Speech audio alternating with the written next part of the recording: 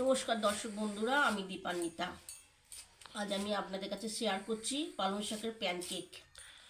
শীতকালে তো প্রচুর পালং শাক পাওয়া যায়, তাই ভাবলাম আপনাদের কাছে পালং শাক দিয়ে কিছু একটা রেসিপি শেয়ার করি। তাহলে চলুন রেসিপিটা আপনাদের দেখিয়ে দিই। এখানে আমি 500 গ্রাম আটা নিয়েছি। 500 গ্রাম আটাকে একটা ছাঁকনির সাহায্যে চেলে নিচ্ছি। আমরা 4 জনের রয়েছি, ওই জন্যে 500 গ্রাম আটা নিয়েছি। আটাটা এবার আমার চেলে নেওয়া হয়ে গেল। এবার অন্যান্য উপকরণগুলো মেশাবো। প্রথমে দিলাম 2 চিমটে বেকিং পাউডার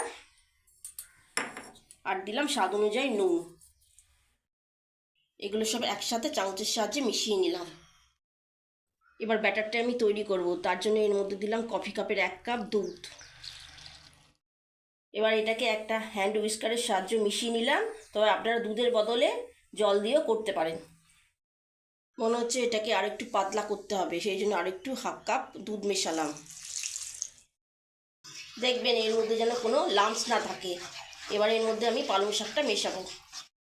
এর মধ্যে দিলাম বেশ কিছুটা পালং শাক। এবার এর মধ্যে দিলাম 7-8টা কাঁচা লঙ্কা কুচি। ঝালটা নিজেরা স্বাদ অনুযায়ী দেবেন। স্বাদটা বাড়ানোর জন্য এর মধ্যে দিলাম কিছুটা ধনেপাতা কুচি। এগুলোকে সব একসাথে হ্যান্ড উইস্কারের সাহায্যে ভালো করে মিশিয়ে নিলাম। ব্যাটারটা এবার আমার ভালো করে মেশানো হয়ে গেল। এবার এটাকে আমি 10 মিনিটের জন্য রেস্টে রেখে দেবো। 10 মিনিট আমার এটাকে রেস্টে রাখা হয়ে গেছে। এবার ননস্টিক প্যানে 1 টিস্পুন তেল দিয়ে ব্যাটারটাকে ভেজে নেব। তেলটা এবার গরম হয়ে গেছে। এবার এর মধ্যে 1 হাতা ব্যাটার দিয়ে এটাকে ভেজে নেব। এটাকে মিডিয়াম ফ্লেমে ভাজবেন। 2 পিঠটা লাল করে ভেজে নিতে হবে। 2 পিঠটা এবার আমার লাল করে ভাজা হয়ে গেল। এটা স্বাস্থ্যের পক্ষে খাওয়া খুব উপকার। সবকটা প্যানকেক আমার ভাজা হয়ে গেল। আমি পুরোটা ভাজা দেখালাম না, তাহলে ভিডিওটা অনেক বড় হয়ে যাবে।